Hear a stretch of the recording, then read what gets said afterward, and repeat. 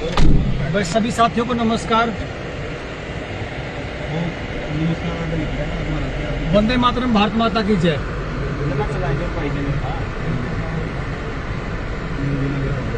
साथियों, ये जो अग्निवीर की जो बात जो पिछले लगभग 10 दिन से जो मामला चल रहा है, इसने बड़ा खतरनाक मोड़ ले लिया है। सरकारों ने तानाशाही रवैया अपनाते हुए जितने भी हरियाणा या हरियाणा से बाहर जितने युवाओं ने इसमें आंदोलन करने की कोशिश की थी, सब पे मुकदमे दर्ज करके बच्चों को बुरी तरह डरा दिया है। सरकार इस गलतफहमी से बाहर आ जाए कि मुकदमे कभी सख्ताई से कुचले जा सकते हैं या दबाए जा सकते हैं।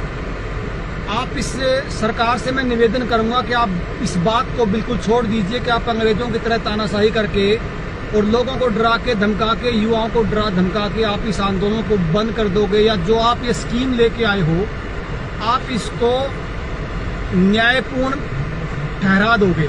ऐसा आप किसी गलतफहमी में हैं। अभी मैं जिस गांव से निकल रहा हूं, ये गांव कुंगड़ गांव है, ये भिवानी जिले का, और हम पिछले लगभग 4-5 दिन से या हफ्ता भर से जो पूरे जनता सरकार मोर्चा की या किसानों की जो टीम है, हमने गांव-गांव में जाके देखा, हमने फौजियों से मिलकर देखा, युवाओं से मिलकर देखा।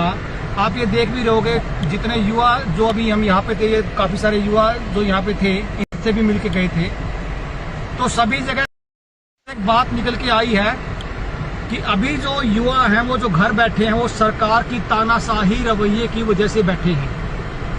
मैं पिछले लगभग 10-12 दिन से जो भी फेसबुक पे साथी जो इसकी फेवर करता है, मैंने उसको पर्सनली फोन भी किया। जो साथी इसको ये बताता है कि ये बहुत अच्छी स्कीम है, मैं सबको फोन किया और सबसे मेरी बात हुई तो सबने बाद में यही हाँ भरी कि हाँ, कि कहीं न कहीं लोचा है। देखिए, हमारी जो लड़ाई है वो किसी सरकार से या किसी सत्ता से या किसी पार्टी से नहीं है। हम आपसे निवेदन करते हैं, हम थोड़ी सी बात आपके समक्ष रखना चाहते हैं। आप किसी भी पार्टी से संबंधित हो, आप थोड़ी सी बातें सोचिए, उसके बाद विचार करिए। अगर फिर भी आप ये कहोगे कि ये जो स्कीम है ये बहुत अच्छी है इस देश के लिए, तो हम कभी भी इसका विरोध नहीं करेंगे। हाँ, अगर सरकार इसमें कुछ संशोधन कर दे तो हम इस जो योजना है इसके बिल्कुल पक्ष में खड़े होंगे, लेकिन वो संशोधन क्या होने चाहिए उस पर हम थोड़ी सी चर्चा कर लेते हैं। साथियों, संशोधन नंबर 1, हम ये चाहते हैं कि जो पुरानी जो भर्ती थी उसको बिल्कुल जिस तरह यथावत पहले चल रही थी उसको इसी तरह चलाया जाए, उसको ना छेड़े। अग्निवीर योजना बहुत अच्छी है, इसमें कोई दो राय नहीं है, लेकिन आपकी जो परमानेंट जो भर्ती है, हाँ, सरकार से हाथ जोड़ के निवेदन है कि परमानेंट भर्ती को ना छेड़ा जाए। अगर आप सच में देश बचाना चाहते हैं, सच में देश को मजबूत करना चाहते हैं, तो आपसे निवेदन है सरकार से, सरकार के जो साथी हैं, सरकार का जो पक्ष रखने वाले लोग हैं, वो सरकार को ये समझाएं कि अग्निवीर जो योजना है आप भले इसमें पैसे कम कर दीजिए, आप चाहो तो इसमें जो आप पैसे देते हो बंद भी कर सकते हो। लोग फिर भी इस स्कीम में आएंगे, बच्चे स्कीम में आएंगे, बच्चे 4 साल के लिए देश में आएंगे, लेकिन आपको जो परमानेंट भर्ती है वो जारी रखनी पड़ेगी, क्योंकि देश के लिए बड़ा खिलवाड़ है। मैं एक बार इसी कड़ी में जो 4-5-6 दिन से जो साथी मेरे साथ लगे हुए हैं, जो हमने निष्कर्ष जो निकाला है, मैं एक बार बात करवाऊंगा। एक बार नरेंद्र जी से पहले बात करवाता हूँ। नरेंद्र जी का क्या रुख है इसमें? नरेंद्र जी, एक बार आप इस पर चर्चा करना, मुख्य भी चर्चा करना। नमस्कार साथियों, सरकारों का काम है किसी भी व्यवस्था के दबाव में उन नीतियों को किसी भी देश की जनता के ऊपर थोपना।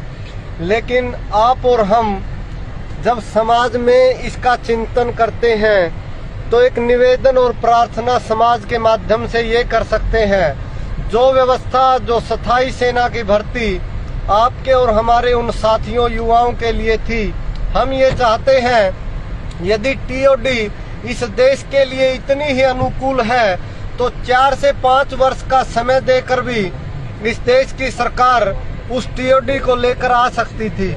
लेकिन कहीं न कहीं इसके विस्तार में न जा करके ये देश की सुरक्षा के लिए खतरा है, और हम इसी विचार को लेकर के आम देहात में लोगों से पूछने के लिए निकले कि जब सरकारें आप पर कोई योजना थोप सकती हैं, तो समाज का ये फर्ज बनता है कि वो खड़ा होकर के उन सरकारों का विरोध करे।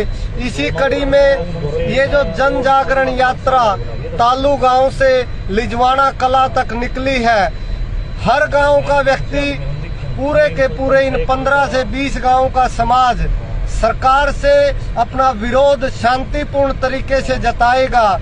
और जब समाज किसी चीज को लेने के लिए तैयार नहीं है, फिर वो समाज बैठ करके चिंतन करेगा अपने देश की सरकार से कि जब हमारे देश की सुरक्षा के लिए कोई नीति खतरा पैदा करती है, तो क्यों नहीं आपकी और हमारी ये सरकार उस बात पर अमल करेगी। ऐसा विश्वास लेकर के हम केवल टीओडी के विरोध में नहीं है, हम ये चाहते हैं कि इस देश के अंदर जो स्थायी सेना भर्ती थी वो यूं की यूं चलती रहे, और सरकार 4 से 5 वर्ष के बाद यदि टीओडी को स्थायी करना चाहे तो स्थायी सेना भर्ती के साथ टीओडी चलाए, और उसको यदि देश की जनता को अनुकूल परिणाम लगे, ये राष्ट्रीय सुरक्षा का विषय है। यदि 4 से 5 वर्ष के बाद इस टीओडी के परिणाम विपरीत आए, तो जैसे अतीत के नेताओं की गलतियों पर इस देश ने पछतावा किया है, तो ये सुरक्षा का मामला है।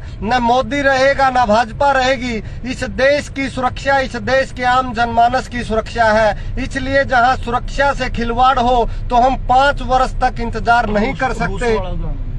आपके और हमारे सामने वर्तमान में रूस और यूक्रेन का युद्ध है। वैज्ञानिक दृष्टि से और हथियारों की दृष्टि से रूस एक वीटो पावर सत्ता है, लेकिन जिस सेना भर्ती की नकल वर्तमान में भारत की सरकार ने की है, आज वो नकल रूस के लिए खतरा बनी हुई है। अत्याधुनिक वेपन होने के बावजूद रूस उस छोटे से यूक्रेन का मुकाबला नहीं कर पा रहा। इसके पीछे यही है कि जब आप अपने देश की सुरक्षा के साथ उन विदेशी आक्रांताओं के दबाव में, जिनका सिर्फ और सिर्फ उद्देश्य है हथियारों को बेच करके किसी भी देश की इकोनॉमी को तबाह करना और उस देश की संप्रभुता और अखंडता को तार तार करना, इसलिए मैं निवेदन करूंगा मेरे देश के हर उस नौजवान नागरिक और बुजुर्गों से कि आप चिंतन करिएगा, आप विचार करिएगा। केवल और केवल अंधभक्ति किसी भी देश के लिए फायदेमंद नहीं है। देश की सरकारें आपको और हमें ये बताएं कि वर्तमान में जो भर्ती प्रक्रिया थी वो हमारे लिए खतरा थी, इसलिए हम टीओडी के लेकर के आ रहे हैं। तो आप और हम शांतिपूर्ण तरीके से समाज जब खड़ा होगा तो सरकारों को झुकना पड़ेगा। इसी निवेदन को हम गांव-गांव लेकर के जा रहे हैं, और सब युवा साथी पूरी प्रामाणिकता से हमारे उन युवा भाई बहनों का नेतृत्व करने के लिए तन मन धन से इस राष्ट्र यज्ञ में आहुति डालने के लिए प्राणपण से मेहनत कर रहे हैं। इसलिए हम निवेदन करते हैं इस यात्रा में आप पूर्णतः सहयोगी बने।